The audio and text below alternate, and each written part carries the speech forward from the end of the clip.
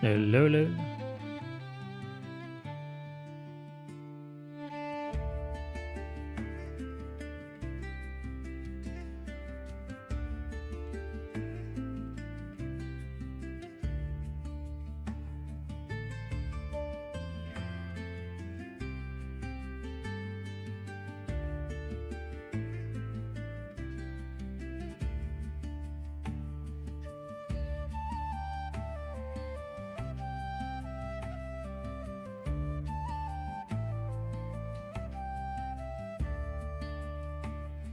Hello, hello.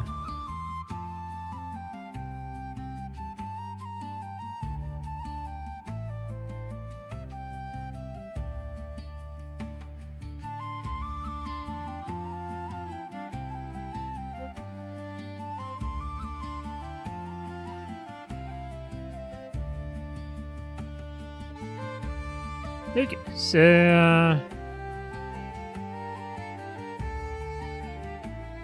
I guess this stream needs a little bit of explanation.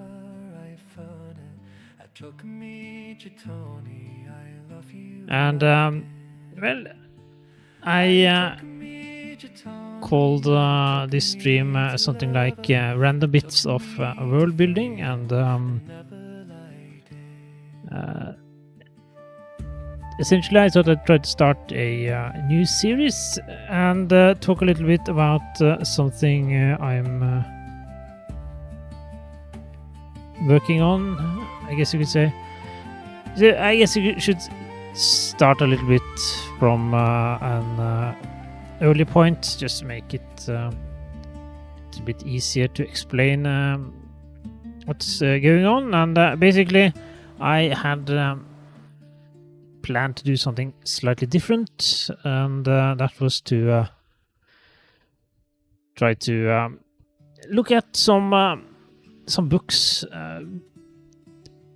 TV episodes, movies, or whatever in some more detail, and try to essentially make some kind of fancy recap episodes of the content. But after some thinking and some research, I abandoned that idea, and there are several reasons for that. One is that apparently that type of content is not really very popular with the copyright holders, as one might expect. So you would be at the risk of being stomped down at any time, and that's somewhat unpleasant, especially if you put a lot of work into something. So I guess there's a sliding scale where you have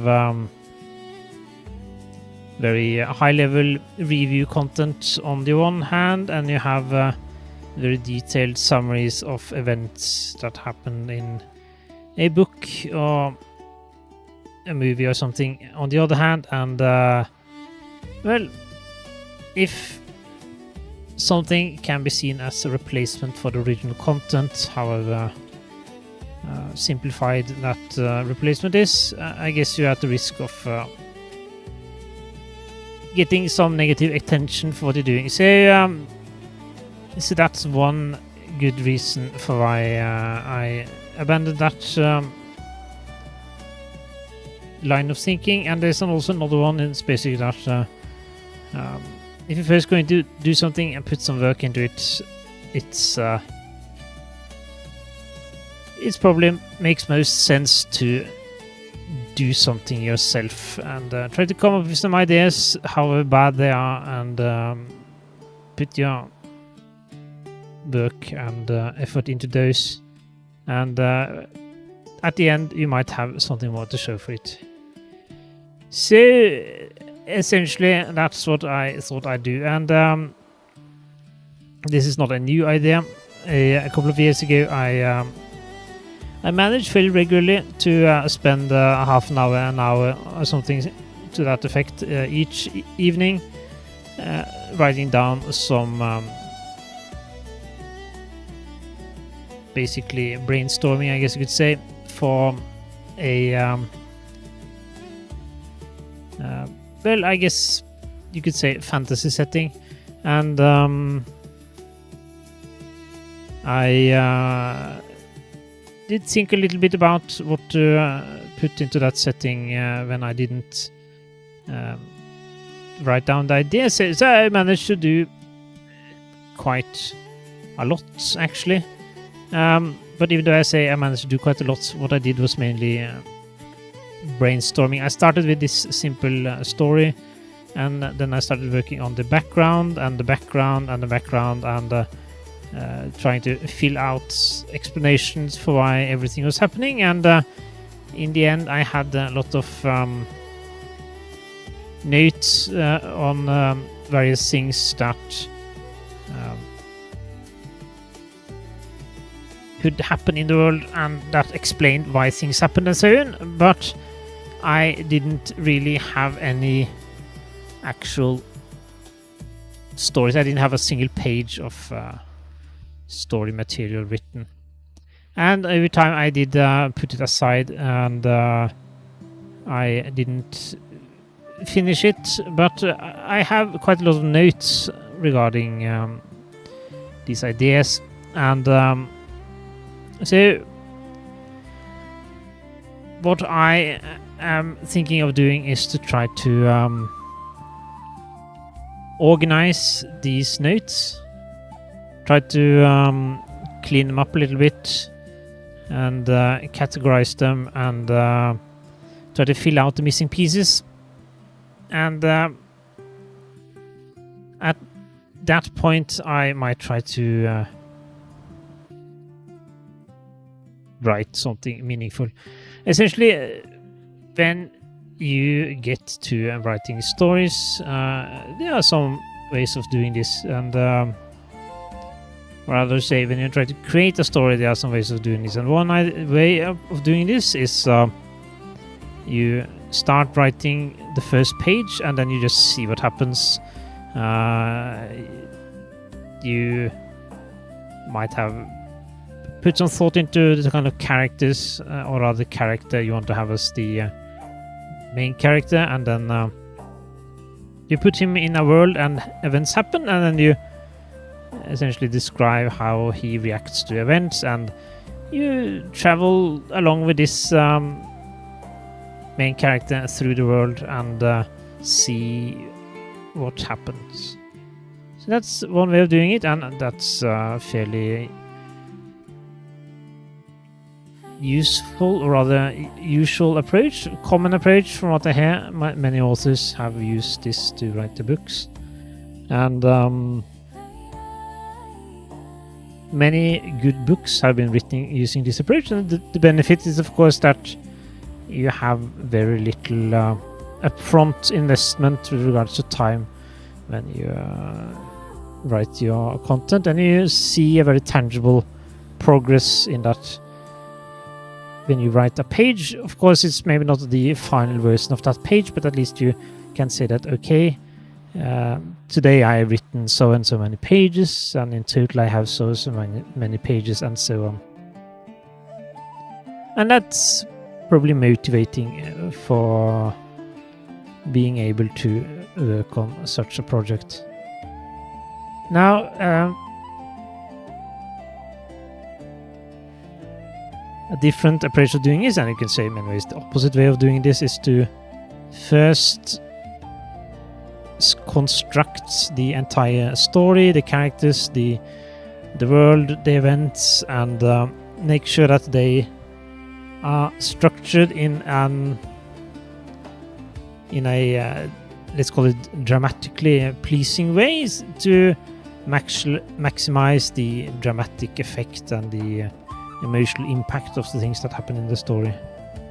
And doing it this way, you can potentially end up with a story that is much better than one that is written in a more random fashion. But of course, the obvious drawback is that you have to put in quite a lot of work before you get as far as having written a single page.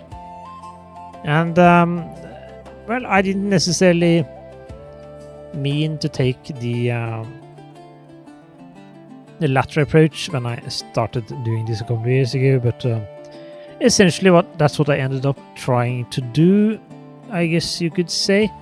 And what I'm thinking now is that when I'm looking at this material again,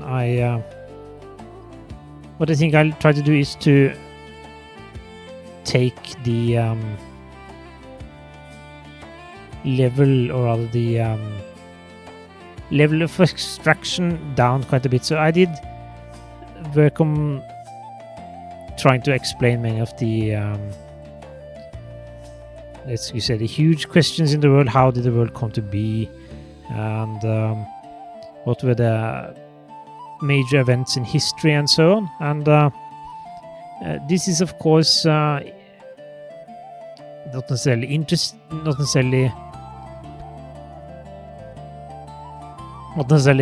necessary, but at least it makes it simpler to write a story when you have many of these things in place. So what I thought I'd do now is to try to, instead of working on a very high level of abstraction, try to concentrate on a single period of time, and I guess a single character, which is the character that is supposed to be the main character, or at least one of the main characters in the series, or rather the story, and try to fill in some background elements that are relevant to the starting point in the story. And in this way I will hopefully have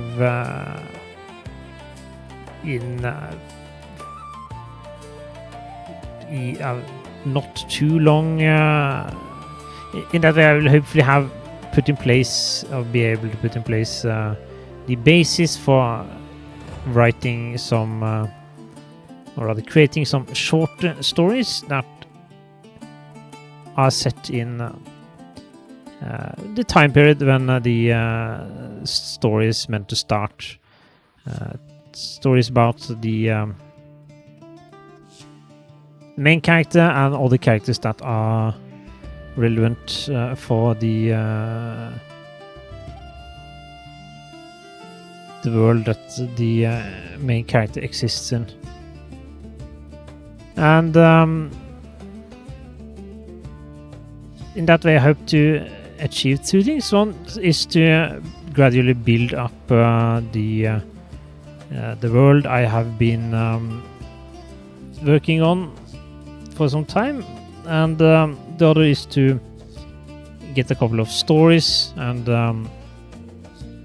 over time I'm hopefully in a place where I can either just start writing from page one, or where I have enough short stories that I can try to forge this into the basis of a longer story. I guess we'll have to see how this goes.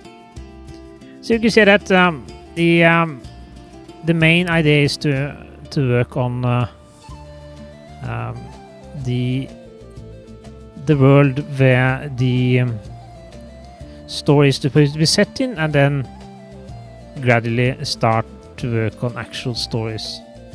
And even though I will now hopefully work on a more limited period of time and space for this world, it will still probably be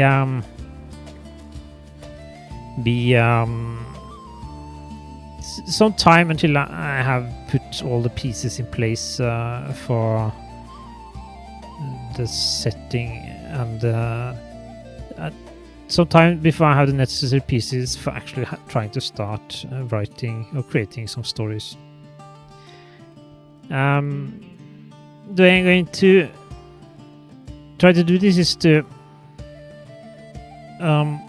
put together a kind of reference text that describes the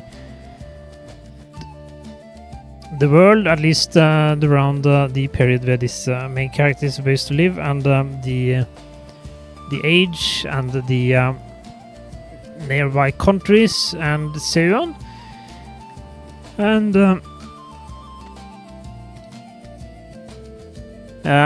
gradually build out this reference text that I can use. And what I'm going to do in this what I hope will be a series of streams is I will try to go through the text material for this describing this world. And I already have some text for this. I did start trying to clean up this text a little bit a couple of years ago. So I have the start, but there's still obviously lots of work that needs to be done. But what I plan to do in this series is to first go through the material that I have, and then when I have managed to progress a little bit, I will try to go through that material here on stream, and when I have gotten as far as having created some shorter story, I will in the same way go through that here on stream, and gradually I will try to clean up these stories and perhaps put them on some serialized website for your stories, user provided stories. So that's basically my main plan for this this stream. But at the same time, I thought that since realistically it will probably be quite some time before I manage to actually start writing anything that is supposed to be a story set in this world, at least when it comes to the main story, I thought I'd also try to do something in parallel. And that is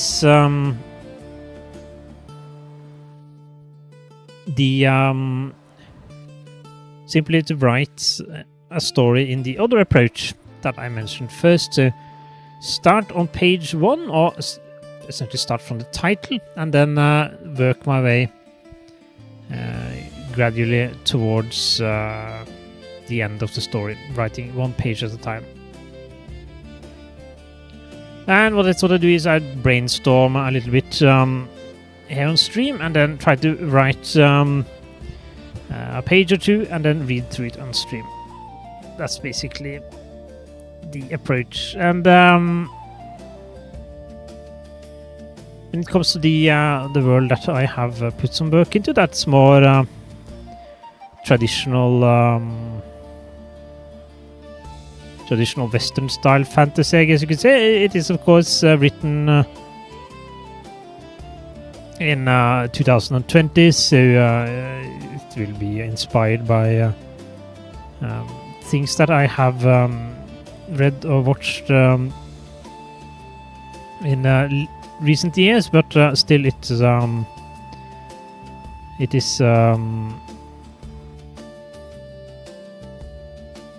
is at least slightly Western inspired, so classical fantasy.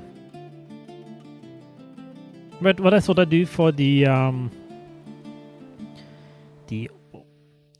let's call it the project B project, is to essentially write a story that is a very typical isekai story. And the nice things with isekai stories, and I've seen quite a lot of these anime recent years, also read some of the books that are in this genre, and the nice things about this genre is that it's I guess you could say that it's now so well defined that you have a very strict structure that you might try to follow. And there's this thing about creativity and limitations, and it's easier to be creative when you have lots of limitations placed on where the story can go, what kind of story it is. So if you're going to write something that is cannot be about anything, it's very difficult to determine which way to go. But if you start with something that is so well defined as an isekai story, where you usually have somebody from our world that has some kind of occupation, social standing in our world, being reborn in some way or summoned to some isekai fantasy world, and in that world they become a hero, and that is a well-defined class, and then they are summoned usually by some kingdom to fight the Demon King, that is the head of the kingdom of demons that is threatening the human lands. And you might have some other elements also, such as beast-man races, cat people, elves, and so on. Okay, elves are not beast-men, but you have these beast-man races in addition to the traditional fantasy races like dwarves and elves and so on.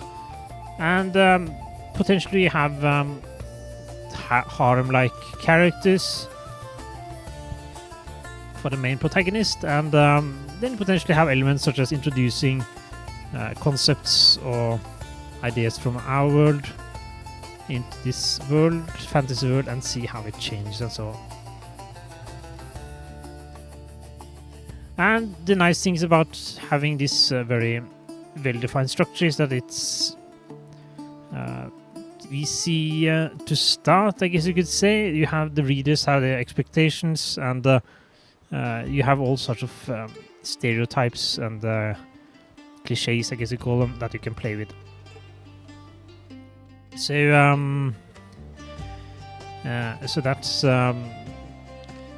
that's probably something that would be fun. So that you can say is the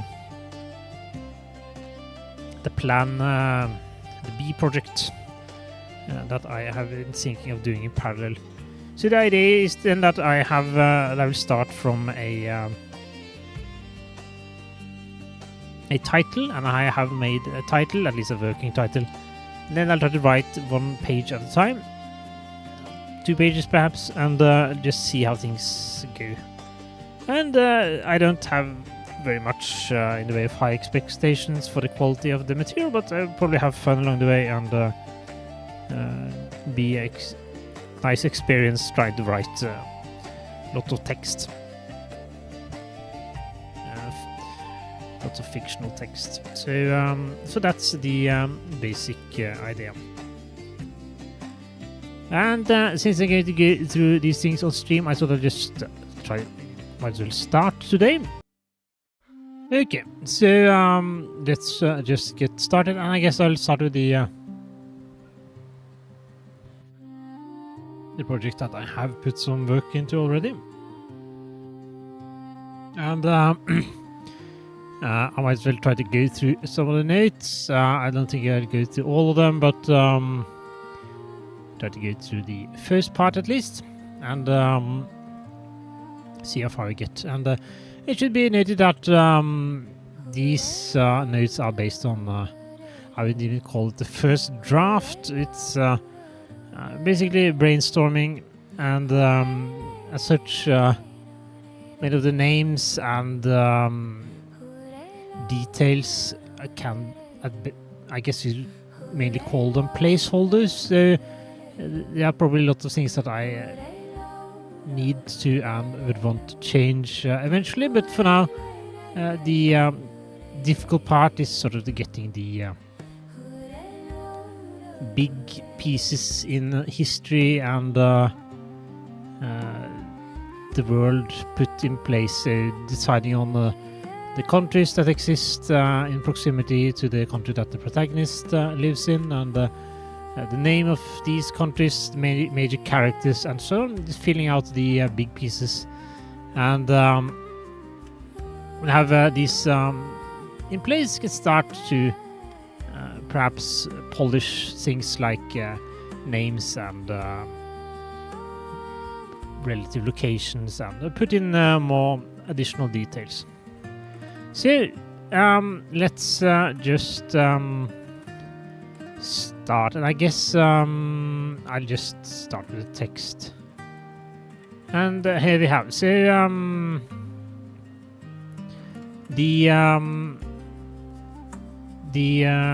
this text is supposed to describe the world as seen from what I call Valendor, which is the country of the protagonist. And this means that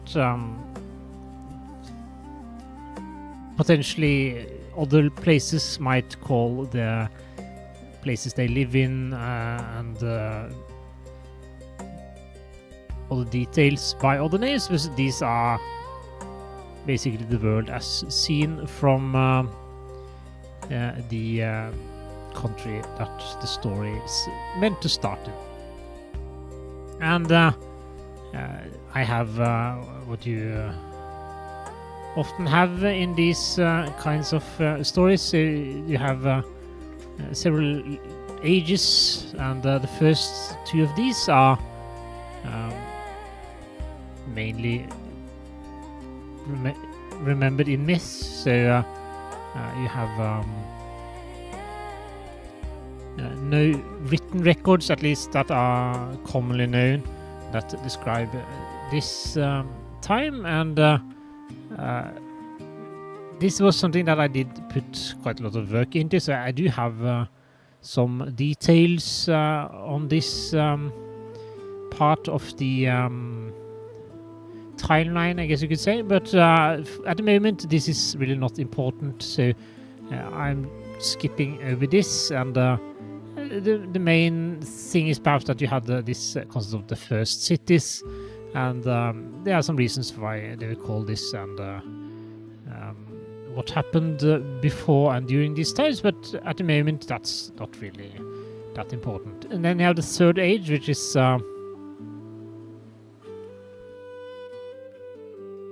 start of recorded history. So you have civilizations forming, countries, empires, and the major event that marks the end of this age is the arrival of the so-called God King, which is basically this powerful character that changes a lot of things in this world. And he's well, powerful as a god essentially. So he conquers all of the major nations, and other nations surrender to him, since they realize or recognize that there's really no realistic way to fight him. And this is also somebody I did write a lot of notes on. I don't remember all the details, but I think the main idea was that he took queens from all the major kingdoms, and he I think the idea was that you have a fairly wealthy period, because you had no conflicts, since he was essentially so powerful that there wasn't any realistic way to try to engage in violence or conflict, and he controlled all the major parts of this continent. So so that was the way it was. But there was some conflict that eventually happened, and again, I'm talking from memory now, but I think the idea was that he took queens for all these lands, but there were not all of them that necessarily were let's say good. So you had some of the nations that existed were led by forces of evil, perhaps you could say, and what eventually happened was that one of his queens tried to steal his power, and you had a conflict. And though the God King in theory is supposed to still be alive and exist in his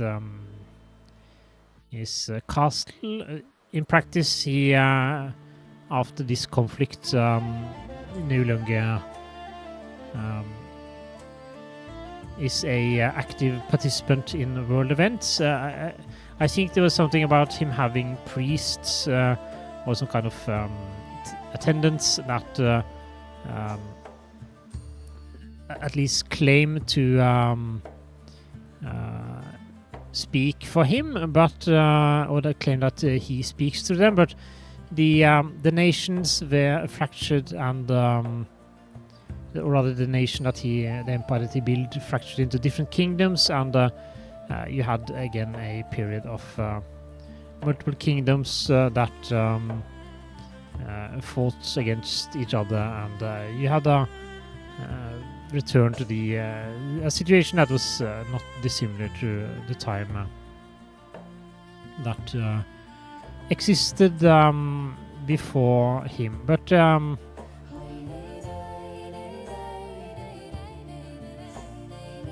But he still exists, and he also had children with his queens, and this is something that will be relevant for the story that follows, since well, if you have this very powerful individual that has children, you would expect his children also to have some kind of powers.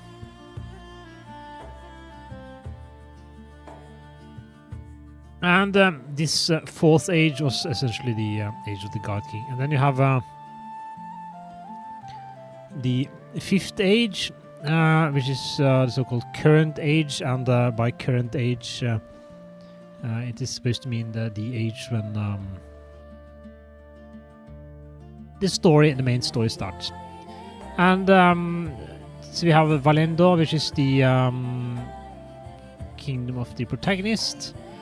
And then you have Sendo, which is another kingdom, and you have abandoned kingdoms, which are more smaller kingdoms, and then you have the dwarven kingdoms, which I didn't really write that much, but I don't think they had that big a role in the story, at least not in the background elements. And then you have the Elven Kingdom, and this, however, is quite significant part of the background story.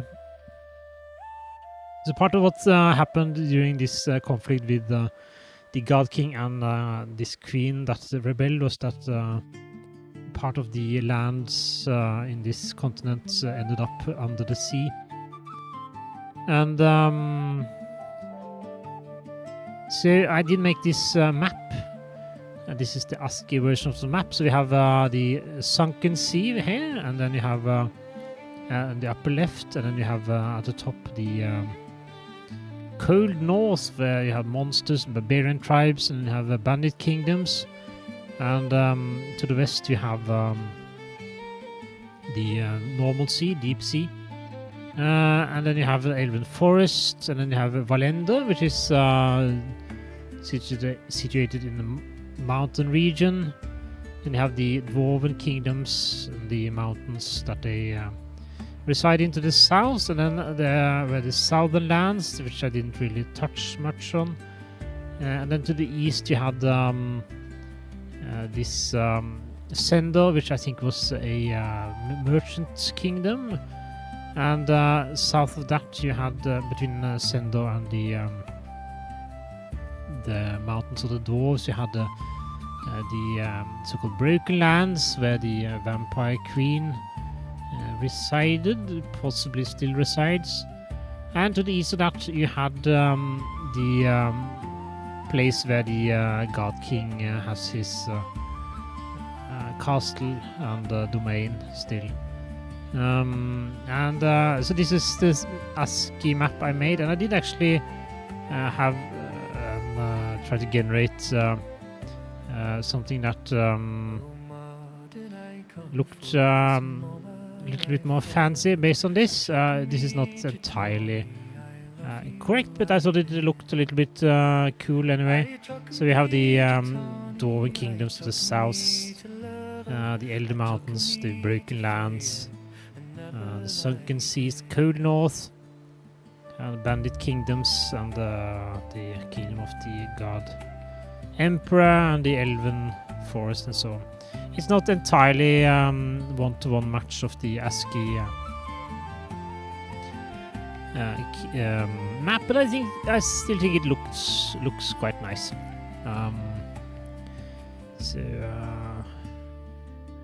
Evokes visions of adventures and so on. And that's basically the very top level of the world that this story is set in. And I think I'll end this part of the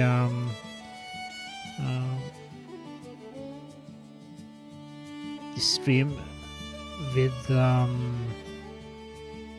this overview. I'll continue with some detail on the different kingdoms next time. And instead, I think I'll go to the Plan B, or Project B. And it is, of course, a little bit more simple. And a little bit less serious, perhaps. And yes, this is the title idea that I had. And the title is something like Yet Another Isekai Story About a Programmer Reborn in Another World, or How I Used My Mad Coding Skills to Reprogram the Magical System of the World. And this, let's call it a working title, but I thought this was the point I would start from. So essentially, the type of isekai stories that I quite enjoy is the type of story where you have somebody with some kind of profession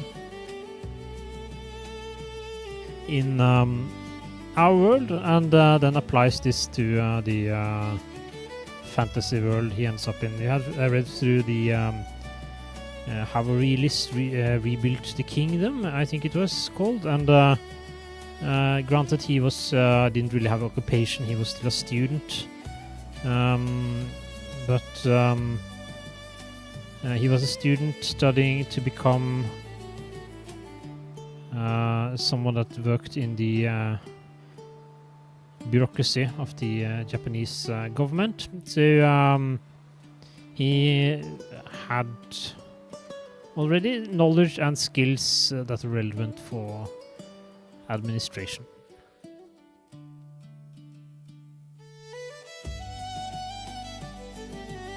We also have a liking for Machiavelli, which came in handy. But I thought I would try to write about a programmer, and the reasons for this are several reasons for this. I think it's not necessarily a very original idea. I think there are stories like this already. I haven't read any of them, but I have talked to somebody that I think he described a story like this where you had some kind of programmer that used his programming skills in combination with magic to achieve some kind of effect. And it does sound like something that would be quite efficient. So the basic idea with program is that it's almost like you are commanding some kind of powerful machine, and you're taming some kind of powerful force, and a magic system can in many ways be the same thing. So I don't think it's as a bad fit in I think it actually is something that would be a very good fit, and the idea that you have a system where you have mechanisms that work by magic, that you can give complex orders, and that interprets these orders to produce complex effects is something that would probably be very useful.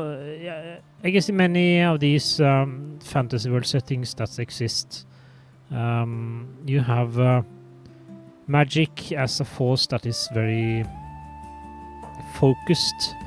For example, Fireball, it's a single effect, and it's fairly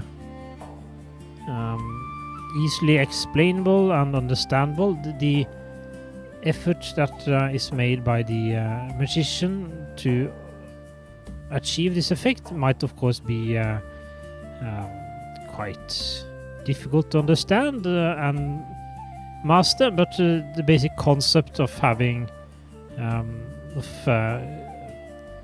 harnessing or converting magical energy to a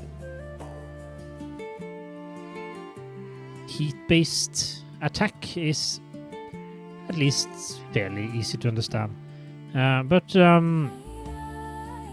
when you have programming, when you have a program, it's basically a set of instructions that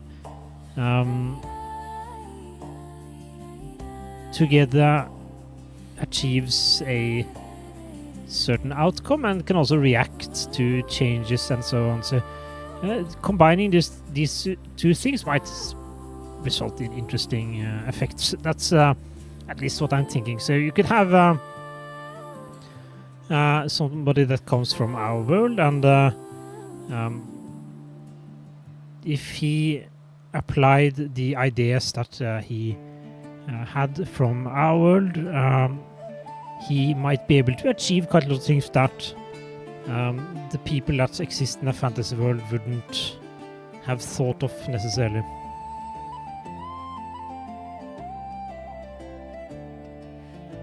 So this could be an interesting basis for some kind of magical system in a fantasy world. And I haven't really decided on anything specific, but we could perhaps try to think a little bit about what makes sense, where to start, and most of the isekai story starts with the protagonist living a lonely and unsatisfactory life in our world, then meeting an untimely death due to a traffic accident, and then being reborn in the fantasy world either as themselves or as typically a character that already exists in this world. So they, for example, there are several stories where you have a child in the fantasy world that would have died due to disease or some kind of other thing, and instead of dying, the soul of the and the memories of the protagonist inhabits this body, and this person is then able to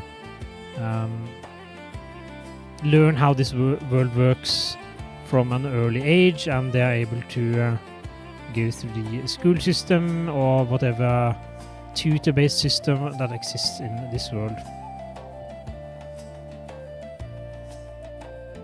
And I guess that's the first thing that needs to be decided on, and I think perhaps I'm tempted to go for the character being reborn as themselves, so that they are essentially an adult that is placed in the fantasy world as an adult, and that doesn't really know much about the world, details about the world, and has to find this out most likely in the hard way. And I do want to have a demon lord, a demon kingdom. So the hero would necessarily need to be summoned by a king, presumably. So you have a kingdom that. So let's start in the very simplest way and try to avoid any deconstruction or similar of the genre, and then you have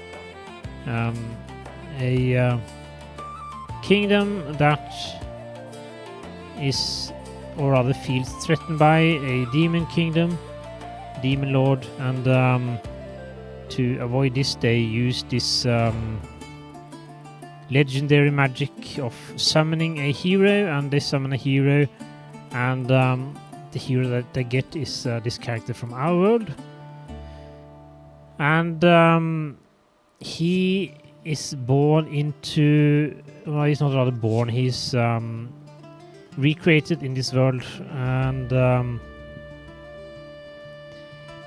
he is then tasked with defeating the demon lord.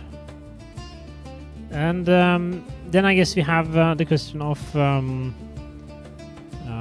how to handle his powers, and a magician would usually have to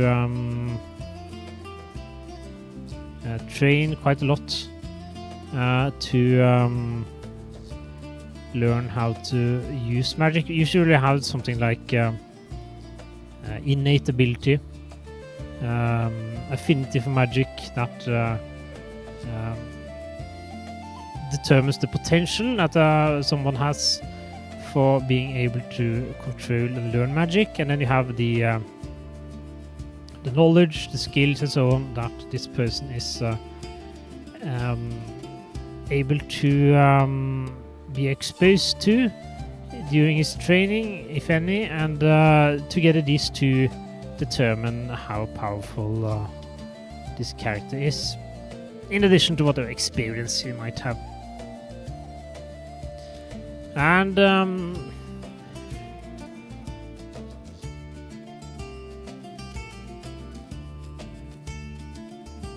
I do think that starting with very overpowered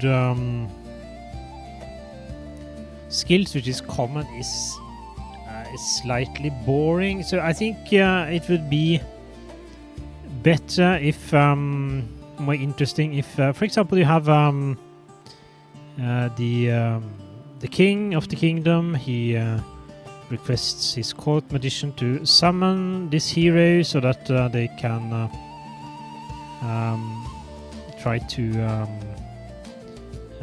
have somebody to fight the demon king, and he summons potential hero, and it's the protagonist, but it doesn't appear that he has much in the way of powers. Perhaps he has turns out to have a little bit of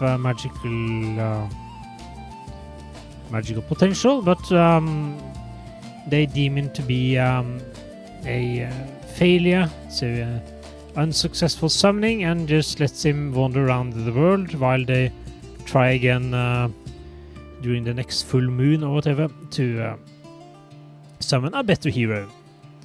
And This means that he is more or less left to his own devices, but you still have the Demon King threatening the kingdom. And you have him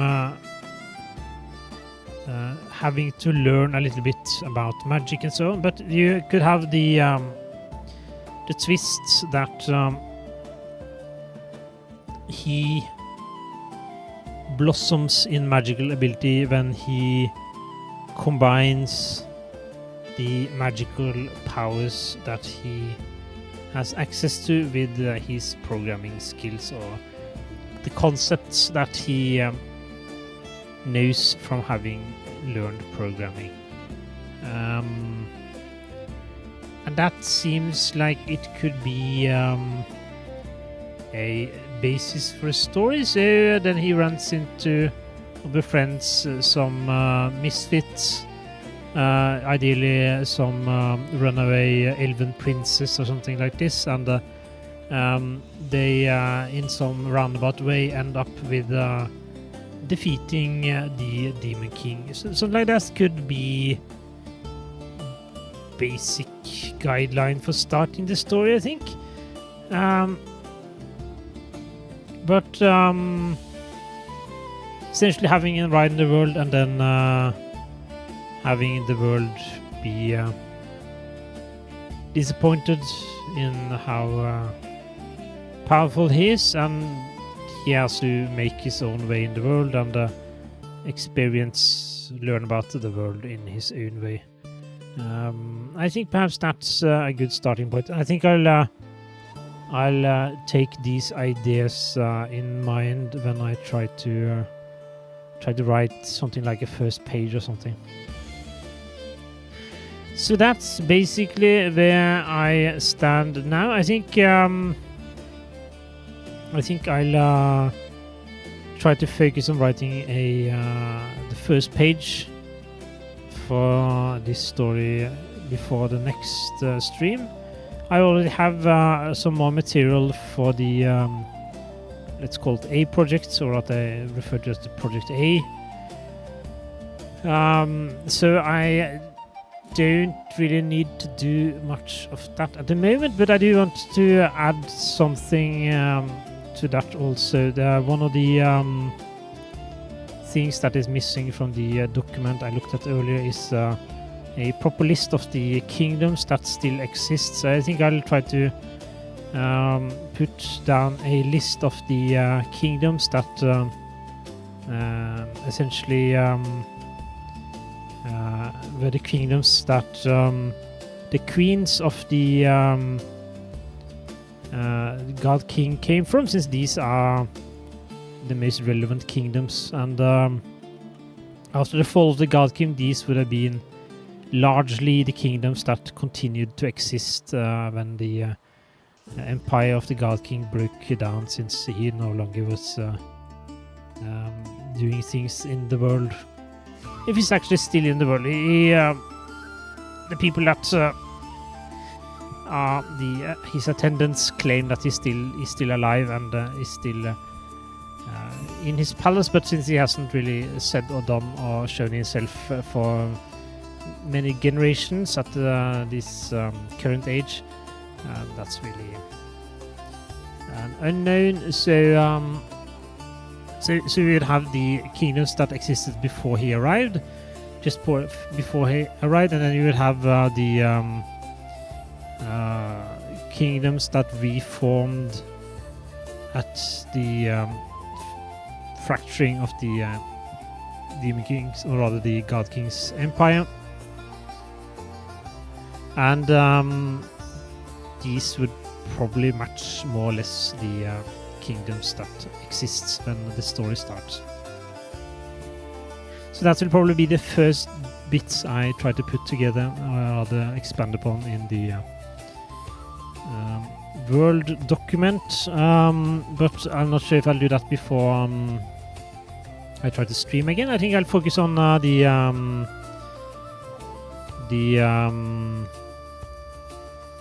Isekai story and try to write a single page of that to have a little bit of progress. And I don't really have any. I'll try to avoid being overly critical, overly ambitious. So I don't have any big expectations as to the quality of the output. So the main goal is simply to put down a page, and it can always be cleaned up and improved on later. And so what I'll do is I'll try to write one page, and then when I've done that, I'll do another stream, and then I'll read through that page, and after I've done that, I'll try to brainstorm a little bit further to think about how to write the next page, and so on and so on. And hopefully over time I will end up with something that spans multiple pages, and additionally I will have fleshed out the document that describes the at least the current age, or what's relevant for the current age in this Valenda related story. So that's where I am now. I think this is more interesting than trying to do something based on somebody else's storyline. Of course, the benefit of doing something that's based on some well-known franchise is that you have people that are interested in this other franchise, and there are nobody that are interested in something that they haven't read or heard about. So that's just how it is. It is what it is. So I think I'll end it here. And thanks for watching or listening. And hopefully I'll be back again in the not too distant future with the first page of the Isekai story. But for now, bye bye.